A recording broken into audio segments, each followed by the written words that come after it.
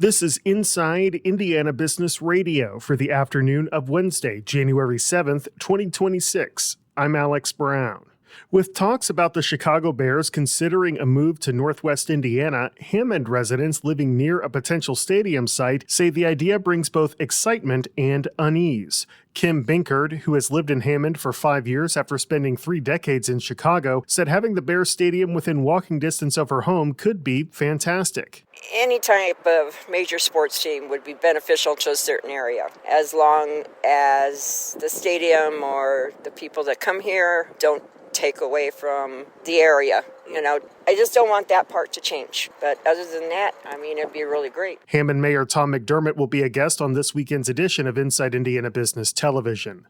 Lafayette-based trailer manufacturing company Wabash is planning to cease manufacturing operations at its plant in Goshen. In a notice to the state, the company said the move will result in the layoffs of 144 employees beginning in March. Wabash said the decision is part of an effort to align its manufacturing capacity with current business operations. The Herb Simon family has signed an agreement with Maryland-based Marriott International to develop the first Ritz-Carlton Hotel in downtown Indianapolis. It will be part of a $400 million project that also includes a 4,000-seat music venue, parking garage, retail and restaurant space, and a skywalk connecting to Gainbridge Fieldhouse.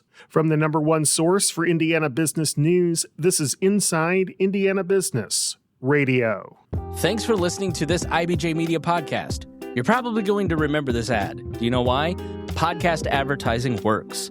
85% of listeners recalled hearing an ad during a podcast, and 70% of podcast listeners have acted after hearing an ad. So whether you're looking to be heard across the entire IBJ Media podcast network, sponsor one of our shows, or just start with a 30-second ad, IBJ Media can help. Contact advertise@ibj.com to learn more.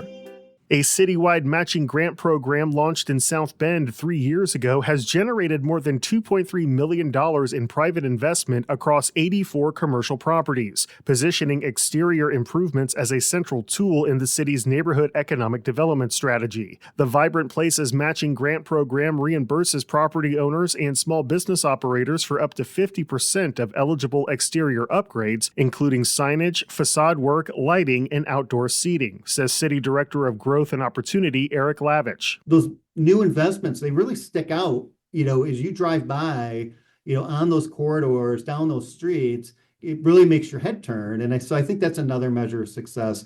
It's really breathtaking to see some of the change that can take place. And I think that really, injects a sense of pride in the neighborhood, and people want to, adds motivation or momentum for people to actually make, other people to make investments as well. They see something good happening and they want to be part of it. Since its 2023 launch, the city has committed just over $1 million through the program, yielding a roughly 2-to-1 return in private capital. Indiana lawmakers hope to crack down on doxing after more than a dozen of their own became victims of threats amid a turbulent but unsuccessful redistricting campaign. Doxing is the public release of someone's personal information without their consent as a threat. Senate Bill 140 would make that a Class A misdemeanor or a felony if the doxing results in serious bodily injury or death. Republican Senator Vanita Becker authored the bill, which also includes protections for those who make reports to law enforcement, prosecutors, and the Department of Child Services reasonably and in good faith.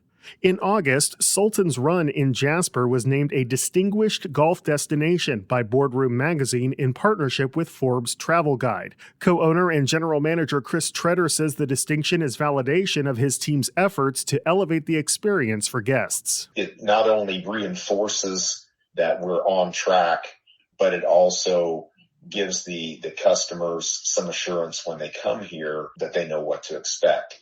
I believe that it's going to help us as we continue to advertise and promote. It puts us into a different level of distinction, being one of 4% in the entire world that receive that designation. You can read our full Q&A with Treader at InsideIndianaBusiness.com. Tom Griswold of The Bob and Tom Show is this week's guest on the Business and Beyond podcast with Gary Dick, presented by PNC, a weekly conversation with high-profile Hoosiers in business, sports and entertainment, and beyond. Available now on the IBJ Media app or your favorite podcast provider. I'm Alex Brown for Inside Indiana Business Radio on Demand.